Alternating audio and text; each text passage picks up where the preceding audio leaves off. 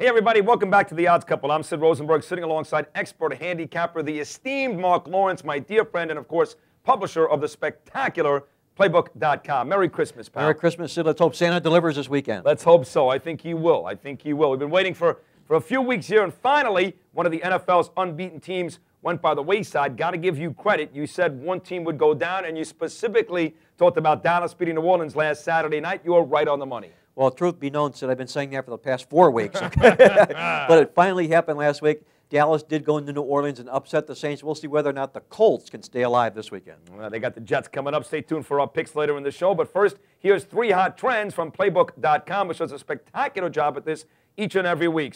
Trend number 1 here, Mark. Speaking of those Dallas Cowboys, this week could be a trap game for them in the nation's capital against the Redskins. It could be, Sid. According to our database, when Dallas takes off as a road favorite in division play off a double-digit spread win, the last 10 times they're just 2-8 to the spread. They have to go into Washington to do just that.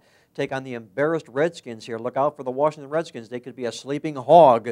Not a dog, a sleeping hog in this football game here. Look out for the Washington Redskins. I know you'll have something to say about this later. I'm going to talk about that game later, yes, because I know Washington played some pretty good football for a couple of weeks, but I believe the wheels actually did come off on Monday. I don't think that was a fluke. I think the wheels are off. Anyway, trend number 2, the Raiders upset the Broncos in Denver last Sunday, but it seems they tend to coast after victories. Boy, coast isn't the word, Sid. How about the 4 victories this year that Oakland had prior to last week? The next follow-up game, they were outscored 30-6 in those football games. That's a pretty bad number. 0-4 straight up and against the spread by an average loss of 24 points per game for the Raiders after a victory. We'll see whether or not the Browns can take advantage of that on Sunday. Brady Quinn, of course, out for the year right now. And an amazing thing about Oakland, the last couple of weeks they've actually beaten, the Bengals, the Steelers, the Broncos. They have the biggest upset wins of any team in the National Football League this year. They only beat the big boys, and they disappear against the weak guys. Amazing. The Bills were upended last week by the Patriots. They usually rebound nicely in such situations. I mean, they came back and,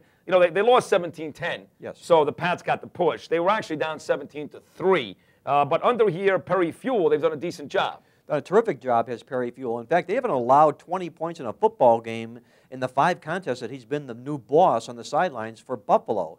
The big stat in this football game here, the Buffalo Bills 15-3 against the spread in games after taking on the New England Patriots.